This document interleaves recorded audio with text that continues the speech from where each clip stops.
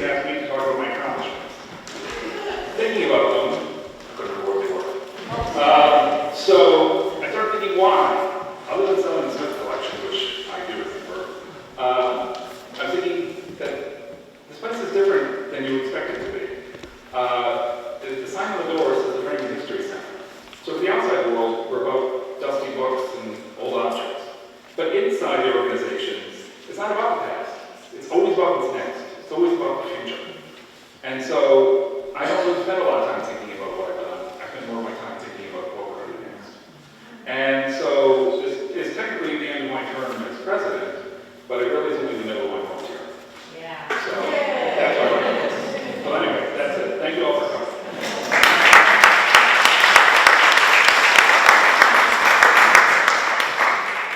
Hi, everybody. You know who I am. I'm the University Director here. And I just have a very, it's a symbolic gift for literally the man who has everything. And if you've been to Jeff's house, you know what I'm talking about. So you don't have to carry it away, but here is a symbol of our appreciation, okay? And it'll go by your pool. And by the way, I have just realized that I didn't put Jeff on the slate. He's still on our board, and I'm so sorry for the admission, but Jeff Delby should be on the list of board members. Okay, sorry.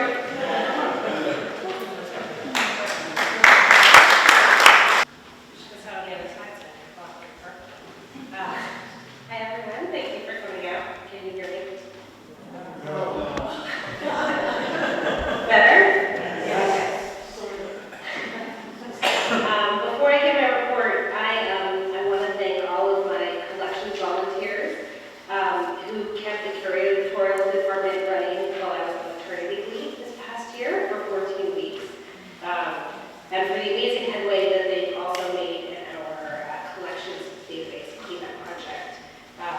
It's the kind of work that really crosses your eyes, but they did it with great diligence and good cheer. So I think they will deserve a round of applause.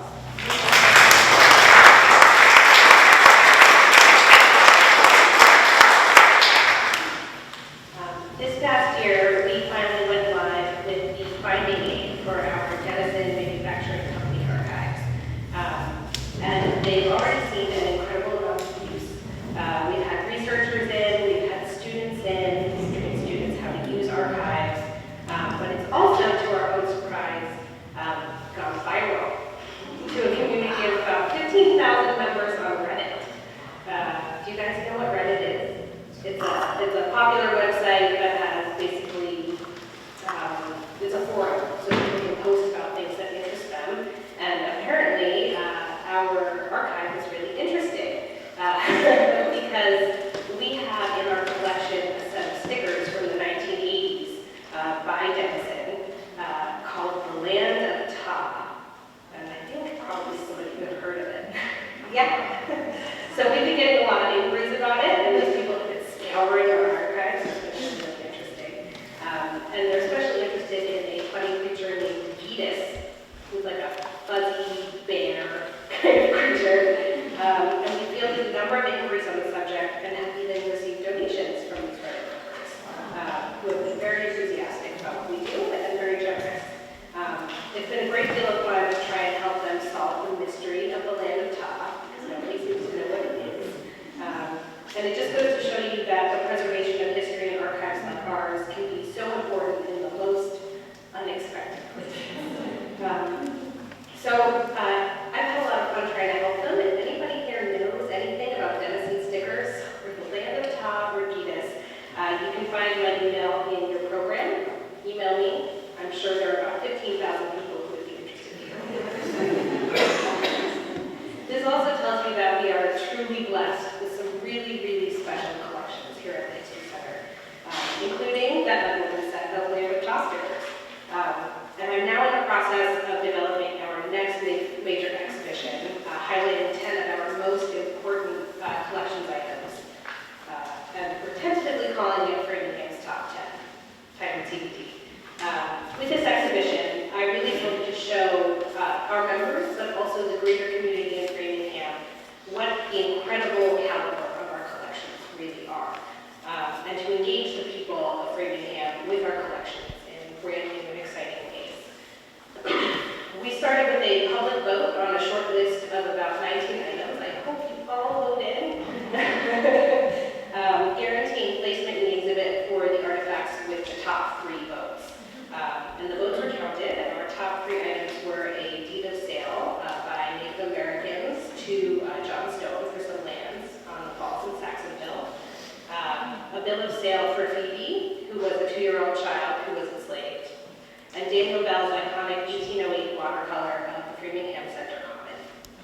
The Deed and the Bill of Sale received far and away most votes. Those were our top two vote getters. And your interest, and of course our own interest, has really inspired us to take on a new project where we enlist a scholar to help us study the history of people of color in Framingham. And hopefully with the help of the Mass Humanities Grant, pull together sources about the stories, about the stories of people of color. We're starting in 1600 to 1800, but it keeps going. And the material we develop will be incorporated into future programs, tours, and exhibitions. And it will be an invaluable resource for all of the History Center does in the future. And one last note on our top 10 exhibition. I'm looking to include quotes from our members and from experts and from the people of Framingham about the items that are in our exhibition. And I want to put them on the walls in very big letters. So if you want to contribute a comment or a quote on any of the items that are in the exhibition, email me for possible inclusion in our exhibit. My email, again, is in the program, and then if you look at the report on the last page, there's also the list of items. All right? I'm going to turn it over to Annie. Hopefully I didn't echo too much.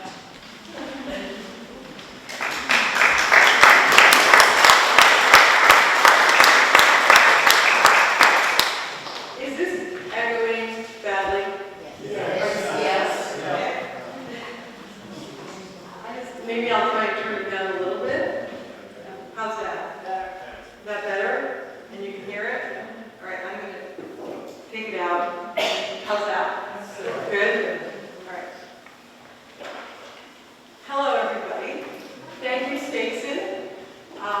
I feel so fortunate to be working with a staff of such professional young women, Stacey, and you won't be hearing from Laura tonight, but you've seen her down below, Laura Stagliola, who is our assistant director and whose many talents keep our programs running and our operations humming, and I just can't say enough about her. I mentioned this little story briefly in E-News last fall, but I think it bears repeating. As I was driving through Maine on my summer sabbatical last year, I saw a sign just off the side of the road outside of Wiscasset, and it said, "Preservation is progress." As you might imagine, it spoke to me and our work here at the History Center. The past year has exemplified this message, most notably with the incredible restoration of this building. We not only have an elevator, but an accessible bathroom, fire suppression throughout, a handicap ramp to the front door, new carpets, fresh coats of paint, and a lot of essential carpentry work. Without this work, the building's days were definitely numbered, and I'm sure that Jim Paolini, who is the director of Framingham's Capital Projects and Facilities Department, would agree. We had our first wedding here last Saturday, and it all went off without a hitch. Yay! We have a new website, villagehallonthecommon.org, and I don't see Patsy here. I thought she was going to be here. But Patsy Rossetti is our rental coordinator, and if you want to find out more about renting the hall, call us and we'll connect you with her, or go directly to the website. We're also planning a Salvatori open house on September 12th with an official ribbon cutting, and many more thanks to the city for investing in and saving this beautiful building. The Village Hall will anchor a new Center Common Cultural District in the future. We are awaiting official designation of this district from the Massachusetts Cultural Council, and hopefully it will come by the fall. It's already generating exciting collaboration among us, the Danforth at Framingham State, the Learning Center for the Deaf, the Edge of Road Cemetery, the First Baptist Church, and the other churches around the common, local businesses, and the city of Framingham. A Center Common Cultural District will bring more visitors to our doors and boost the local economy. Consider the economic impact of this building hosting 35 or more weddings, bar mitzvahs, and other People will come from out of town and stay in hotels and eat in our local restaurants. If the Edgell Library, Old Academy, and Village Hall were still progressing down their road of demolition by neglect, I doubt that this cultural district would have even been considered. Again, preservation is progress. While the city was working on the Village Hall, we restored all 30 windows at the Old Academy. They were in such bad shape that a gust of wind actually blew a display over. It was time. We installed interior store windows, which will save energy and help with climate. Exterior sash and sills still need paint, but that will come when and if it ever stops raining.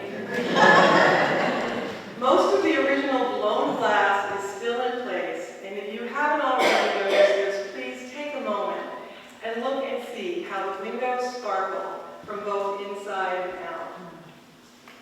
Our preservation work will continue as we just received word that our application to the Mass Cultural Council's Cultural Facilities Fund for an architectural survey of the Academy and the Edgell Library was approved. We need to raise $14,000 to match this grant, and when we do, Gorman Richardson Architects will focus on accessibility of the Academy and whether adding a bathroom on the first floor is possible. They'll also be looking at new bathrooms at the Edgell Library and how to make the entrance look less like an impenetrable fortress.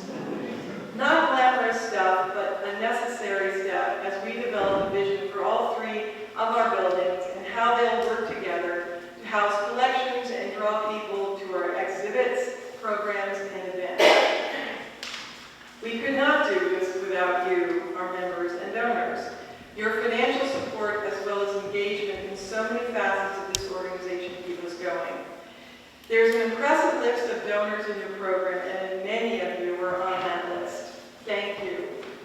You and 144 others either increased your donations or made new ones to help us raise $55,920 in new donations to match David Brown's $50,000 challenge last year. Your involvement, whether it's attending Artifacts in Bloom or visiting the research library in search of family members, make this place a dynamic place to work and be. And that brings me to our Volunteer of the Year presentation.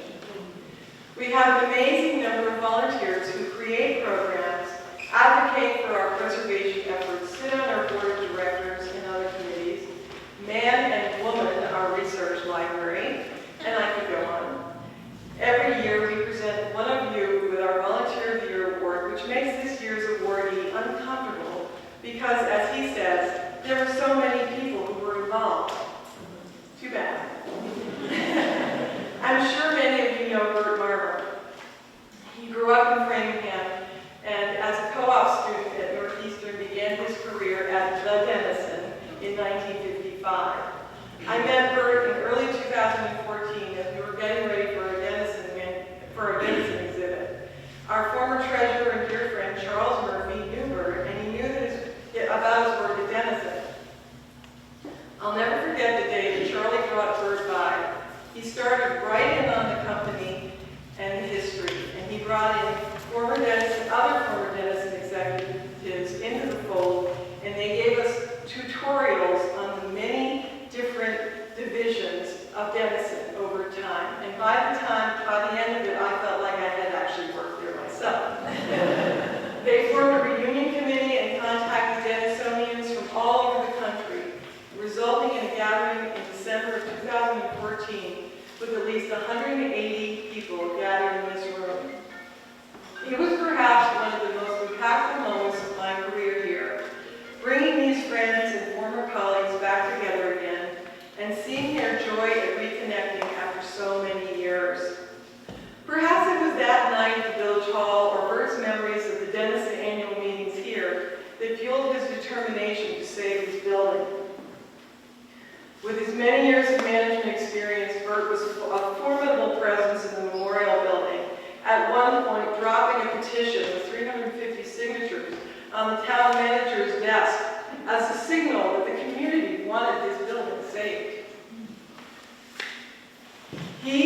along with Betty Funk and others, formed the Friends of the Village Hall, and they worked tirelessly to get a $2.4 million warrant at Framingham's last town meeting in April 2017. It was never a done deal, but when Bert stood up to speak about the hall and its history and the need to uphold our community values, he nailed it. And we got the vote. But he didn't stop there, as he began to work with Jim Palini, the construction manager of the city, to monitor the progress of the construction and communicate back to the Friends group and to me. There were many Wednesday mornings when Bert would come by after the construction meeting in a freezing cold building and dutifully give me an update on how things were going. Yes, Bert, there were a lot.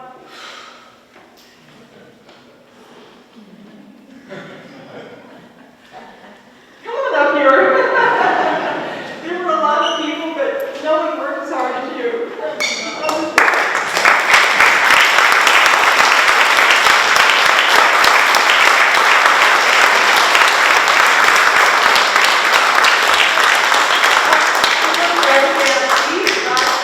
Volunteer of the year, and we've asked her to present this to Bert.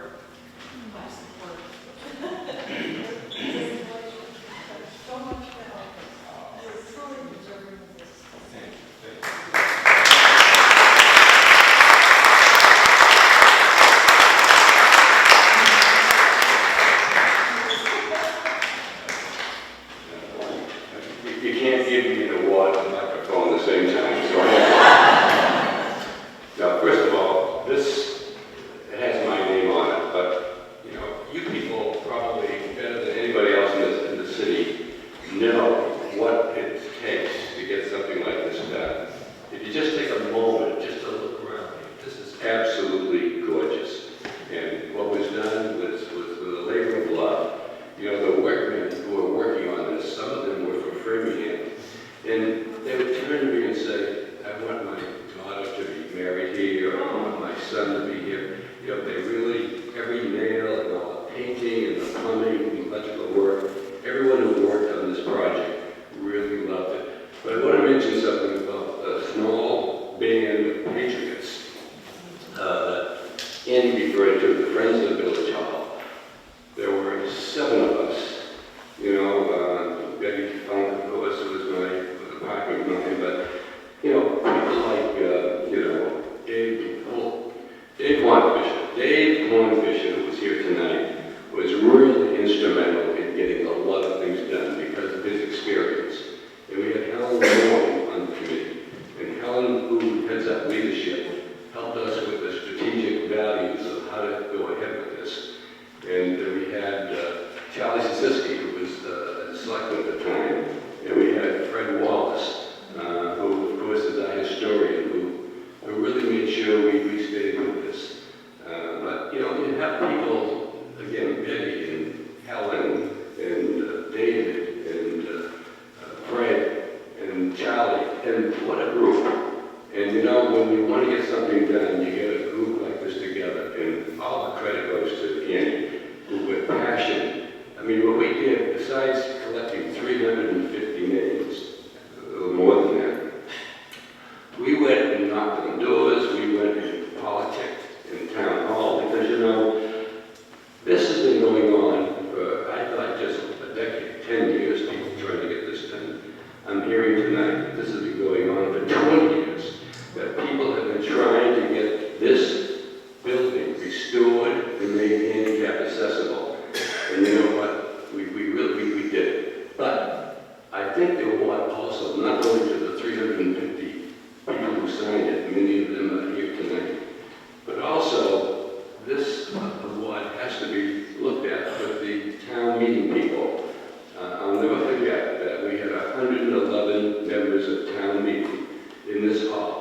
And year after year, this hall, the village hall, was always put into the wish list. It was always the last item. They said, well, if we can get to it, we'll do it. So year after year, village hall was placed in the capital funding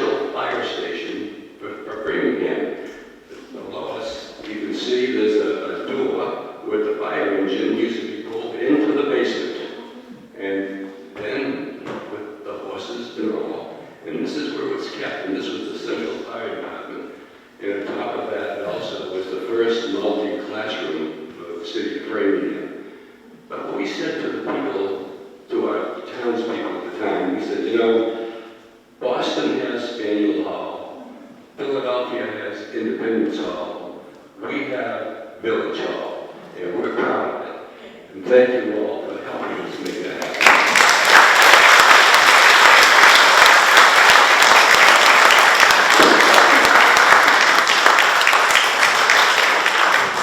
Now for our, I'm going to say performance.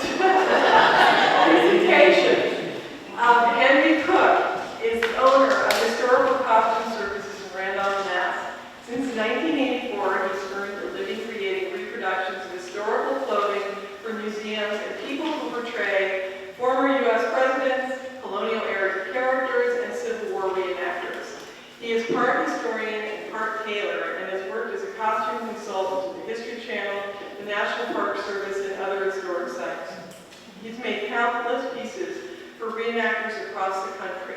A finished outfit can require up to 200 hours to complete, and I can't imagine how many hours he's already put into this project. I met Henry about 10 years ago when he made a pattern from Colonel Samuel Bullard's Revolutionary War uniform in our collection. When we were trying to determine if we could possibly restore Dr. Parker's uniform recently, several conservators said no way. Then I remembered Henry. And we were thrilled when he said he could bring this uniform back to life, and again, when he agreed to speak to us tonight. Henry.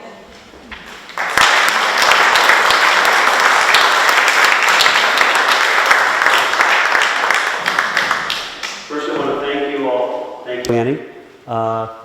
As the chairman of the board at Historic Stetson Hall in Randolph, which we restored over a 10-year period, almost 20 years ago, up to 10 years ago, I commend you, I congratulate you for a hard job, well done. You have a lot to celebrate, you have a magnificent building, and your walls are painted the same color as ours. You have a lot of wonderful history, and I'm pleased to be asked to be part of it this evening. As I said to a few of you this evening when you came in and you were looking at some of the artifacts, we're going to be doing a little bit of history. We're going to do a little bit of history detective work because when I came here about a year ago and saw, they said, well, we've got Dr. Parker's uniform, his diplomat's uniform, and I got the little capsule history about Dr. Parker and being a diplomat to China and being a surgeon, being a missionary, classic tale of success. And then they opened the giant box, the box that was 8 feet long, that on the ride home, the dog climbed up and rode home on the box in the car. And luckily she wasn't getting anywhere near the objects, but I was entrusted with your precious objects. But when I saw it over at the History Center, and I said, okay, maybe I bit off a little bit more than I should have here. I looked at this thing and I said, oh my God, it looks like Swiss cheese. And I need to know more about it. So I set off over the course of the past year and several on and off attempts, works at restoration of the uniform, of various components, trying to find out the buttons, and a number of other details. And that, for me, was the fun part. That constitutes the history detective part. And I want to share some of that with you tonight, along with the history of the Honorable Reverend Dr. Peter Parker of your fair city of Framingham and of Canton in China. And I'm going to start. I got coaching on this, so don't worry. I won't mess it up too much, I hope. The timeline. You got to have a timeline. He was born today, 1804. So I want everybody stand up because he would appreciate this. We're going to sing happy birthday to Peter Parker. Come on, up we go. Happy birthday to you. Happy birthday to you. Happy birthday, Peter Parker. Happy birthday to you. All right. We're off to a good start. The second good start occurred about 2 hours ago when I came in with my flash drive and all the pictures were still on it. He attended Amherst College and Yale University. He studied medicine in New Haven. He found his calling in medicine at a young age here in this town. He found his calling as a minister in the Christian faith. Didn't start out that way. He didn't like to go to church. He probably didn't like to go to a meeting. But by and by, things work out.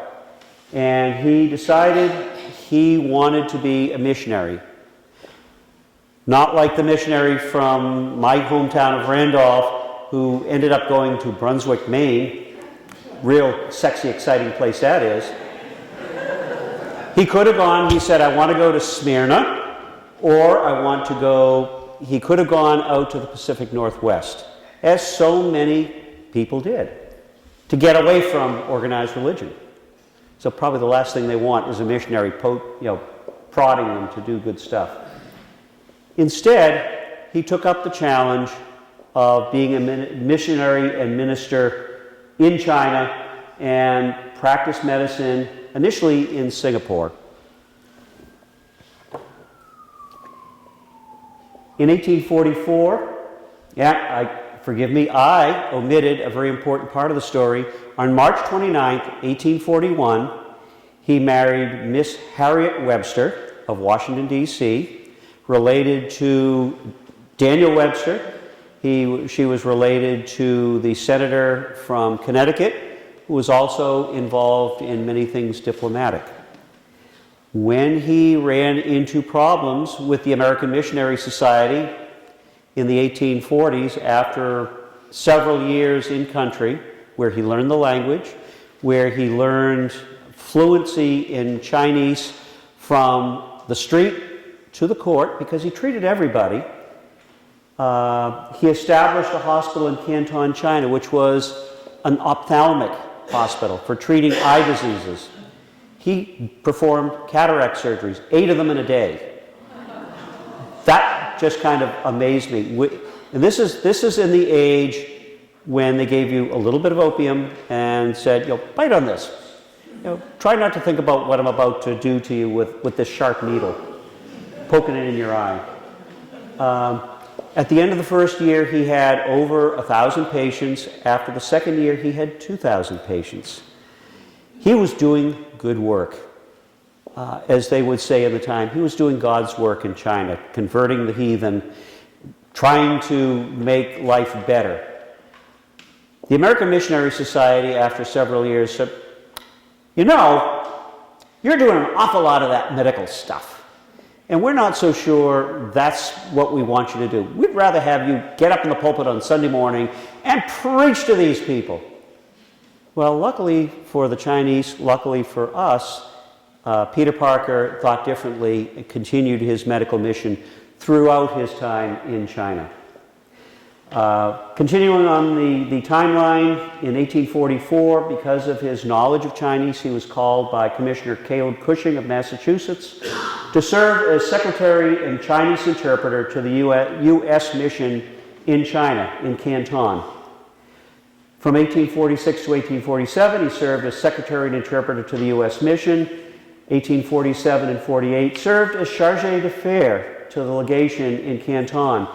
In this capacity, he, because of his knowledge of the language and all its subtleties, he was called upon to negotiate with Mr. Cushing the first trade treaty with China in 1848. He was the one that reviewed the final proof copy, said to Mr. Cushing, it's good to go.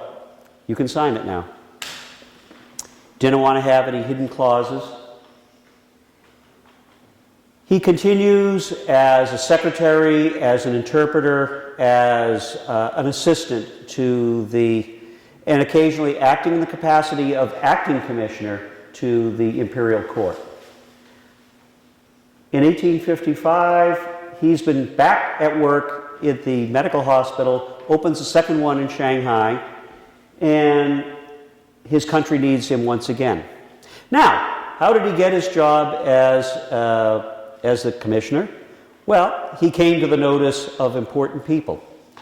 As I said, in 1841, he married Miss Harriet Webster. Miss Harriet Webster knew Daniel Webster, Uncle Daniel.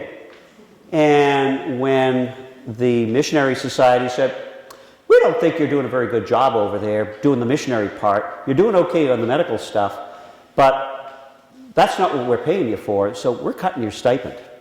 And he was kind of shaken by that. Well, his wife, being no slouch and being charming and smart and very well connected politically, talked to the Secretary of State, talked to Daniel Webster, talked to a number of prominent people in Congress, and before you knew it, he was appointed as a chargé d'affaires with an open pocketbook to an open line of credit to banks in London that served the U.S. That's important because that's sort of a starting line for considering when Peter's uniform came into being and where. In 1855 to 1857, his country needed him again, this time as a full commissioner to the Chinese Empire.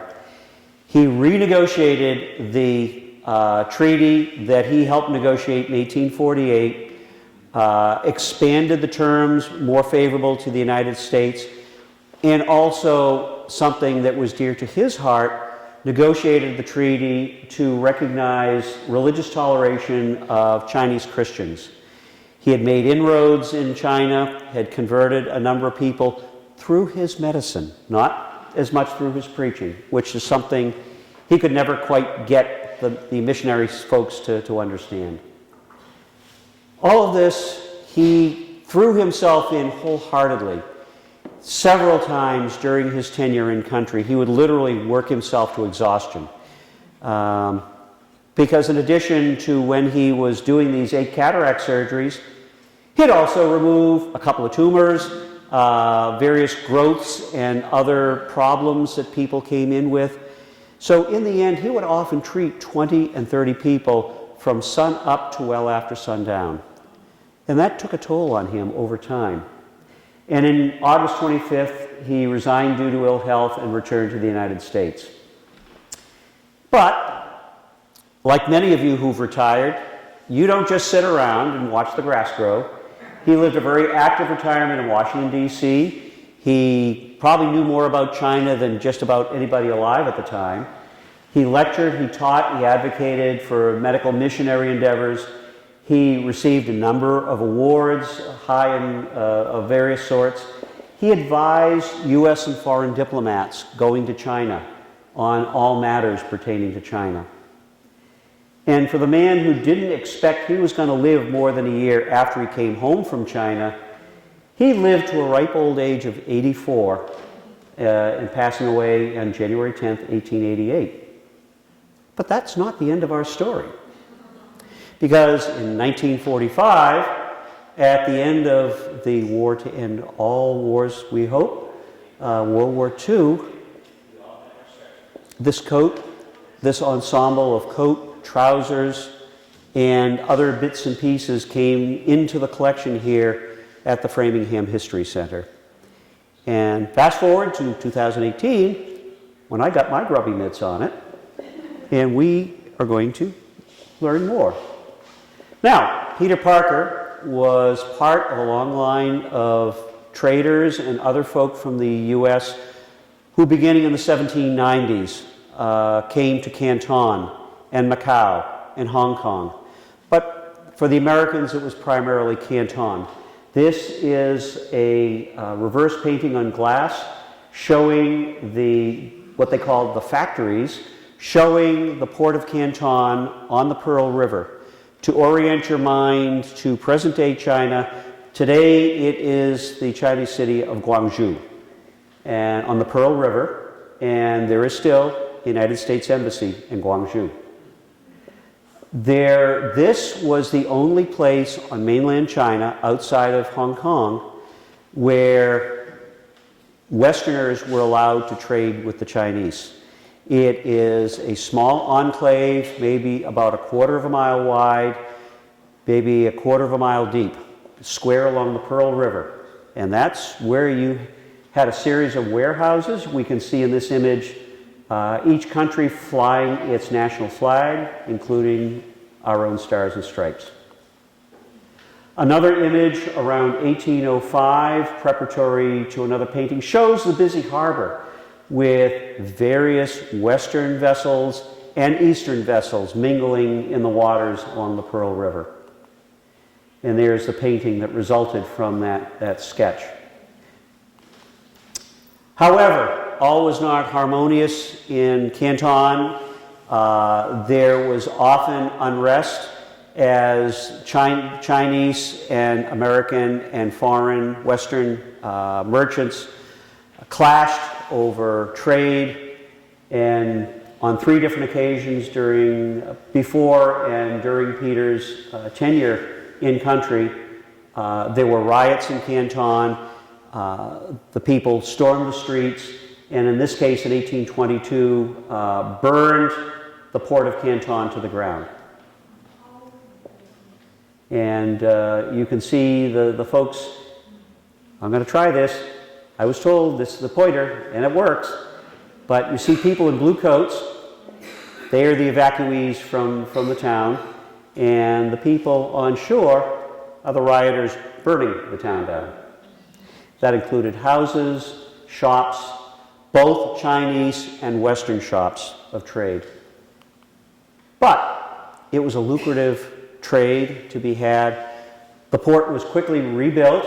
This is the view in the 1830s of the rebuilt town, with a few additional buildings along the wharves. And lastly, a map in about 1840, about the time that Peter Parker comes to Canton to do his work. We have the American warehouse, we have the American and English gardens. These were workshops, these were residences. This was where the Chinese commissioner had his residence. That is where Peter took up his residence and had his hospital, was in this enclave beginning in 1836.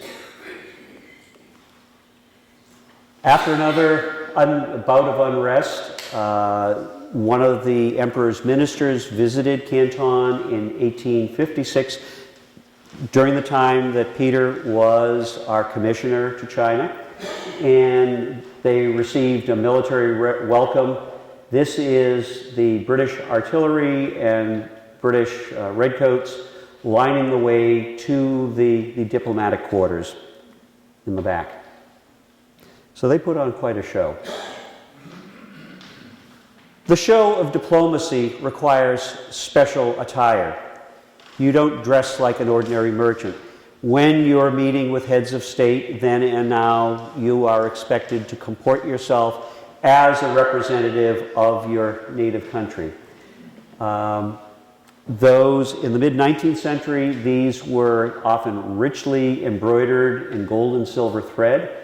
This is an auction listing for an ensemble of British diplomatic uniforms of the type that would have been worn by the legation of Queen Victoria in Canton at the time that Peter Parker was in the area. The Americans could get all fancy dressed up too. I never realized till last fall that Washington Irving, aside from being a fantastic writer of great stories, was also a diplomat.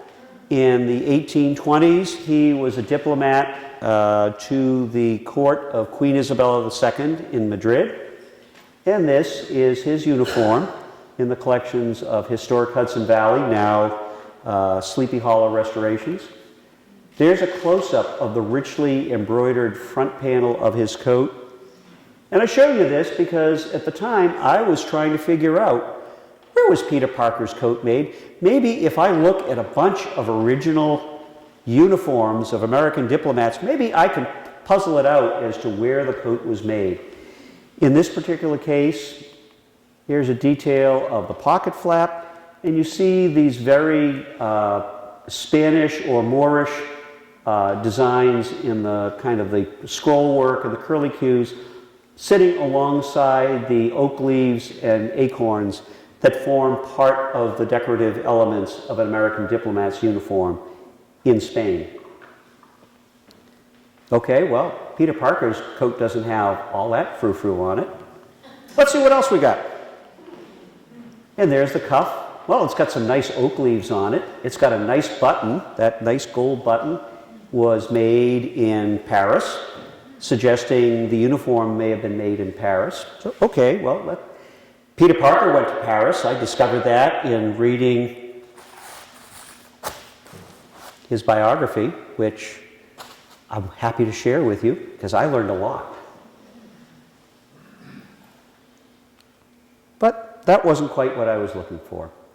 And the trousers were nice. They're dark blue wool, finished up with pretty gold buttons, all backmarked with a shop in Paris. So, okay, Washington Irving got his clothes in Paris, and he got some of them in England.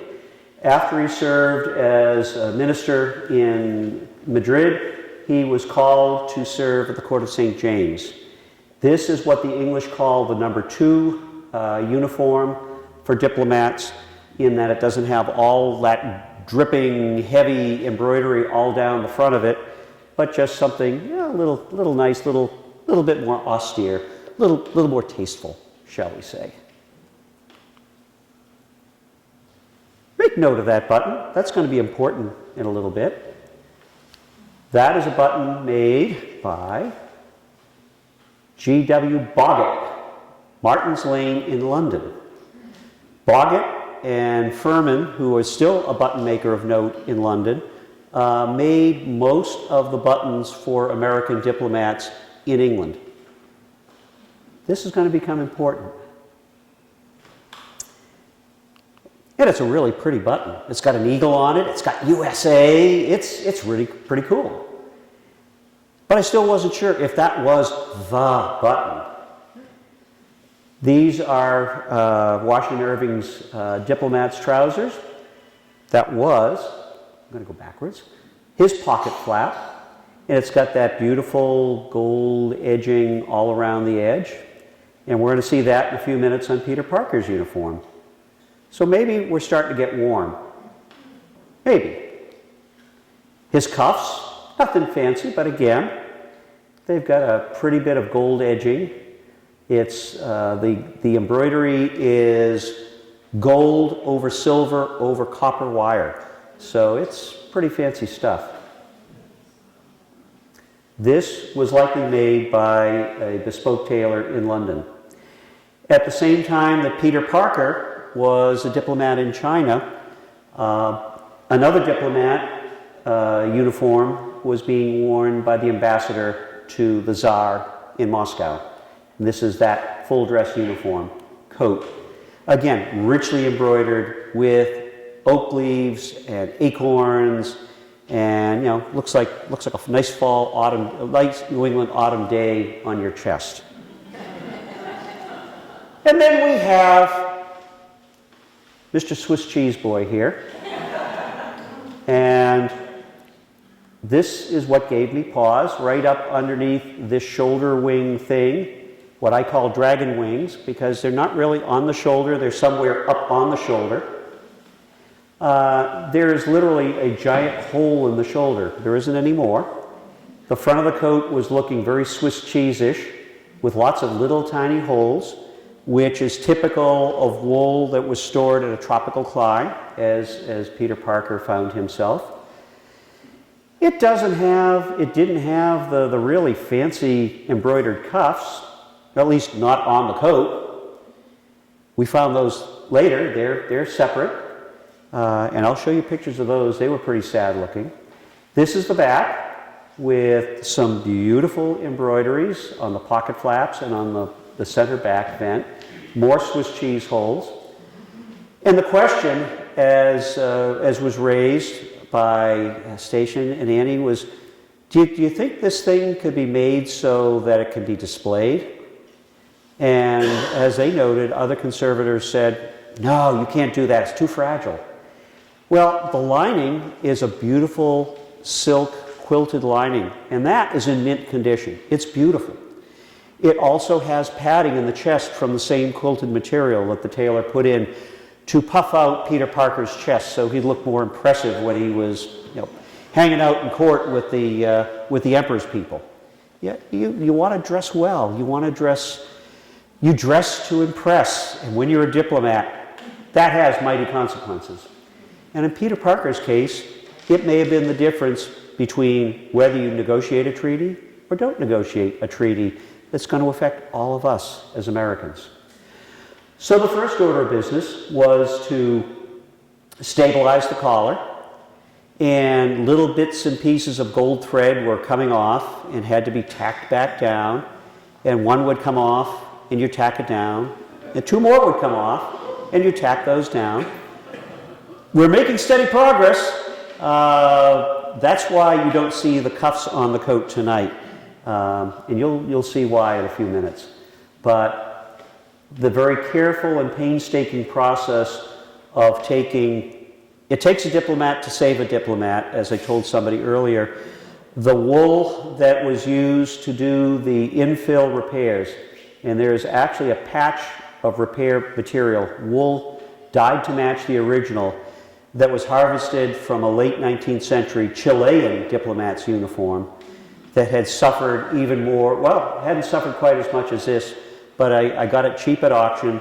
I used it to restore a British officer's Royal Artillery uniform from the early 19th century, and was able, the weight, the quality of it, the finish was matched up perfectly with Peter's uniform, and with a little bit of careful dyeing with the appropriate dyes that will not interact adversely. They're chemically stable dyes that will not have an adverse impact, because everything we wanted to do on this should, in theory, be able to be undone. That's the basic principle we want to adhere to. So we're not going to go the Martha Stewart route and get out the hot glue gun. That would save me a lot of time on that gold trim. We could put that sucker back together in a couple hours. Would be good to go, but it would look pretty awful.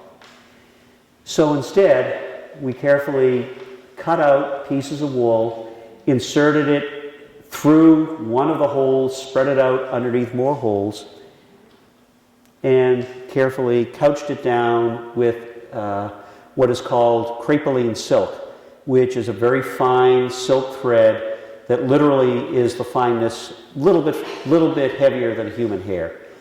It's hard to find needles that fine to thread, and you have to keep changing the needles because they get dull after a while when they're that small and that fine. But one of the great things that puzzled me, military coats in the 1830s, 40s, and 50s had shoulder wings in some cases. These big floppy things that look like you had a pom-pom on your shoulder, and they're heavily padded, and they're pretty ornate, and they had fringe, but you only see them on military uniforms. And by the time that Peter Parker took up his position as a diplomat in the imperial court, that had pretty much passed out of fashion for all but perhaps the Grenadier Guards and the royal household. So and they were placed in an odd position. They're not right at the shoulder seam. They're actually set about 2 inches up on the shoulder. And when I first got the coat and laid it on the table, they kind of stood up. And so when Annie asked me to put together a few notes as kind of a teaser for tonight's program, I said, we have eagle's wings and dragon's wings. We have the eagle buttons. We have the dragon's wings on the top of the coat because for all the world, they look like dragon's wings. What they really are pocket flaps. Why pocket flaps on the shoulders? Your guess is as good as mine. They took off some of the extra trimming and fastened them, and it's fastened with thread that looks like it's original to the garment. So this is going to be one of those questions, maybe by the time I finish my work and it goes on display this fall, knock on wood, it will be beautiful. It will, and maybe we'll have an answer to that question about dragon wings. And there's the center back, just lavish, beautiful embroidery, 1/8 of an inch thick, heavily padded and couched, as the Victorians love to do. Those acorns stick up a good 1/2 inch. And over time, the threads got weak, and the thread that defines the kernel of the acorn is actually made of a material called gold lame. It is literally a strip of gold-plated, about 1/16 of an inch wide gold wire. And when I got the cuffs, which I'll show you in a few minutes, they looked like somebody took an old watch apart and the mainspring just flew out. And it was spring, and there was wire sticking out everywhere. It was scary. It also, apparently during its tenure, was exceedingly tasty and munchable for little creatures that like to eat wool. And they managed to nibble out all the wool in between the gold embroidery, which helps weaken the embroidery so it started to pop loose. So my task now on this part is twofold, is to carefully couch down all these gold threads where they've come loose, then very carefully take some of that Chilean diplomat suit and cut it out into little tiny shapes and very carefully couch it down in between the bits of embroidery. I can usually work on this for about 6 hours before I get a headache. And I worked on it during the fall, and I worked on it again this spring, off and on. But I have a couple of other museum projects that I have to deliver this month and early next. By the end of July, I get to go back on it more or less full time, which I'm excited to do. The back of the collar, again, more acorns. What is it about these Americans and their acorns? Why not have a squirrel or something industrious? The English like acorns and oak leaves too. I guess they represent strength and stability. He also had a very fancy feathered hat that he could wear on state occasions. And there's nothing really wrong. The hat is in beautiful condition. The trousers are in pretty good condition compared to the coat. But the hat had a clue that helped us sleuth out a little bit more information about Peter Parker's buttons. And if you look closely, I photographed this. It is a little under 7/8 of an inch wide, that shadow. And it took 4 tries to photograph that under various light and flash conditions to get it to come out the way I was seeing it. That tells us that the button that was on there, and likely the buttons that were on the coat, were of the same size. They were coat buttons. The trousers gave me a few more clues. Yeah, they're okay trousers. All the diplomats wore them. It was better than, they kind of frown on you if you don't wear them.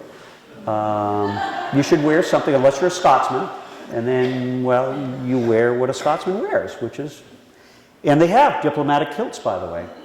I looked into that too. But it wasn't until I looked a little bit closer and paid a little better attention that I saw these suspender buttons, these japanned black, painted black suspender buttons that say R&I Macallan, London. Okay, now we're getting somewhere.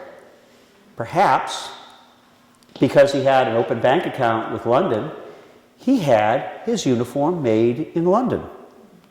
Another clue comes in the form of the trim on his trousers. If I can do this without causing everything to go crazy. There's his trouser stripe. Note the beautiful oak leaves and acorns, not as fancy as the ones embroidered on the coat, but good enough. On the other, the silver, that is the trouser striping for a Lord Lieutenant position in England. Again, giving more credence to the possibility that the same company that was making Lord Lieutenant's uniforms, which Macallan was doing in London, they were an outfitter making uniforms for the Army, for the Navy, for livery, for Lord's Lieutenant, and for diplomats. I think we found our source. But there was one thing still left that puzzled me, is this beautiful button, this nice US Eagle button. There were similar buttons being made in Attleboro in the 1840s and early 1850s. Then they stopped making them till the end of the century, and in 1902, this becomes the official button of the becomes the official button of Henry's big thumbs. Becomes the official uniform button for the United States Army, for the officer corps. These are officer buttons. The back mark is Scoville, Waterbury, Connecticut. The style of the back mark indicates that they were in use during World War II. When did I say the uniform, Peter Parker's uniform, was given to the Framingham Histories? 1945. Somewhere along the line, Peter Parker's coat lost its buttons. Diplomatic buttons are incredibly collectible. I discovered that when I went looking for them on eBay and at auction sites, and I was lucky enough to get a few of them.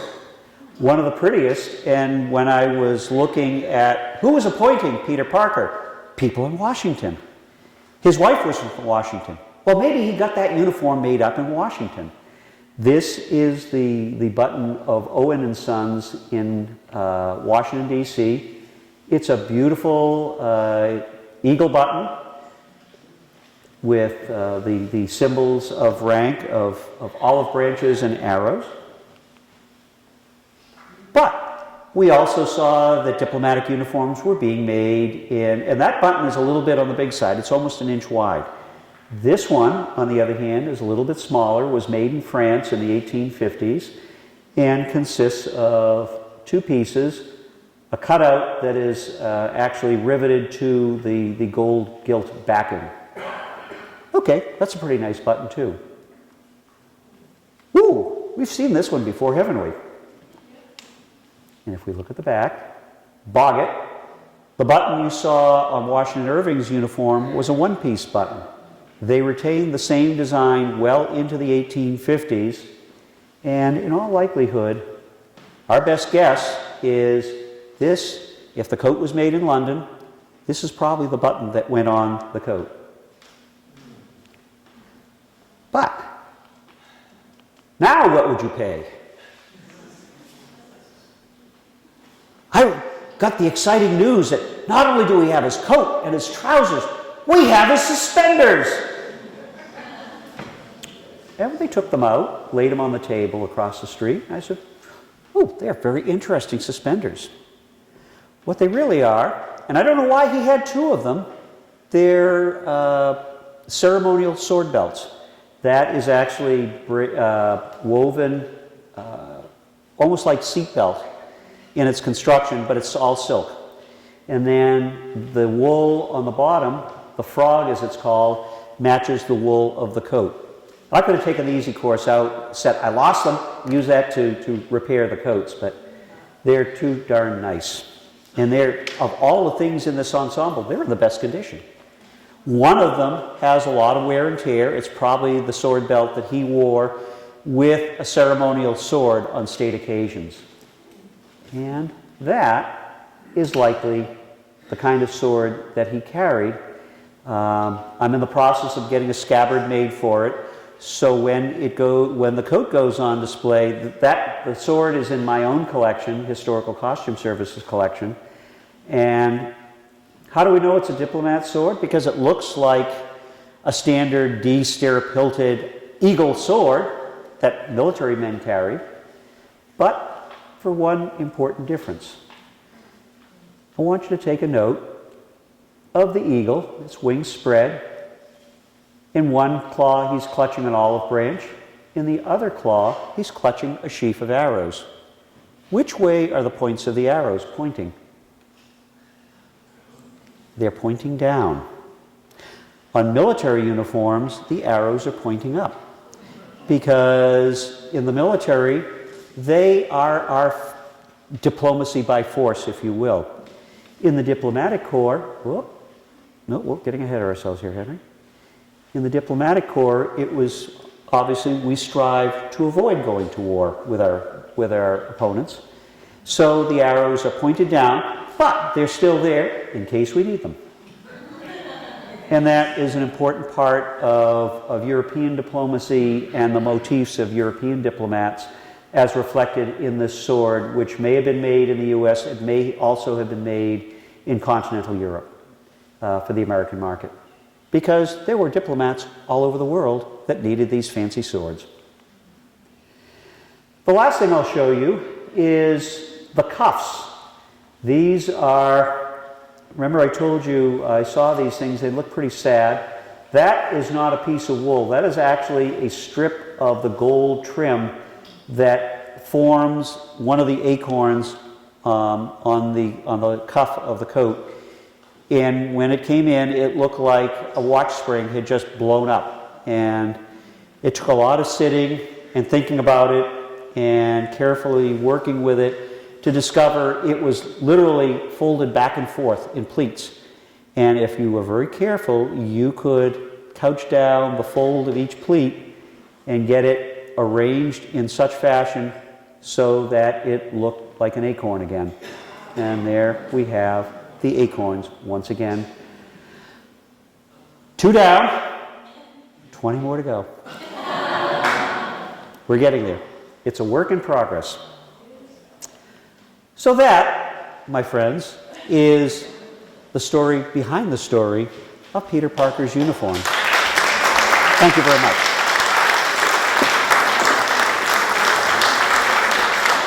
Question? Yes, sir.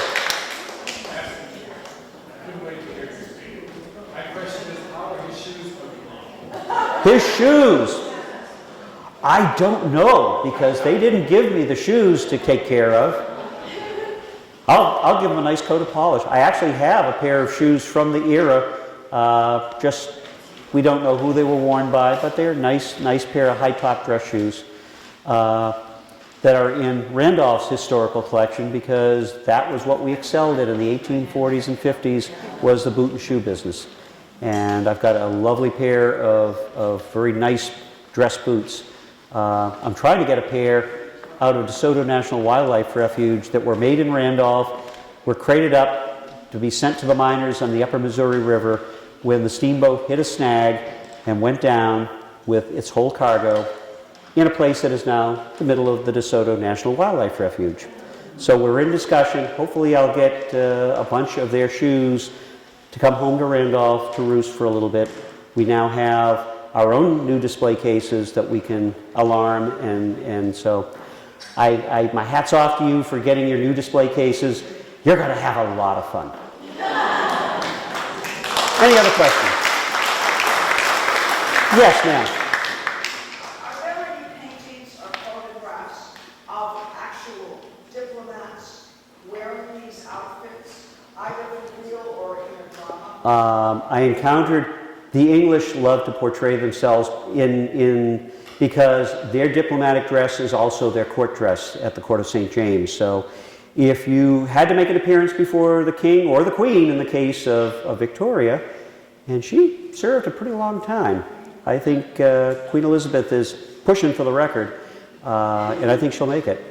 But the same full dress uniform literally with all those things that look like ostrich feathers and oak leaves all commingled together were part and parcel of the full dress. What Washington Irving had was like the number 2 or number 3, a lot less fancy compared to the dress he wore in Madrid. Peter Parker's, it's sort of somewhere in between.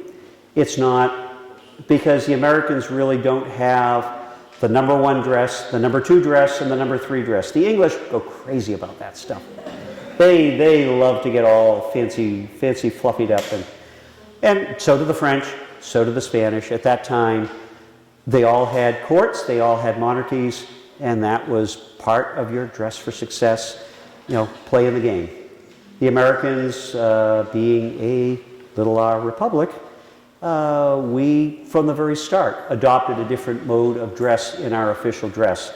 Witness one of my clients, George Washington, in my other work, outfitting mannequin displays for museums.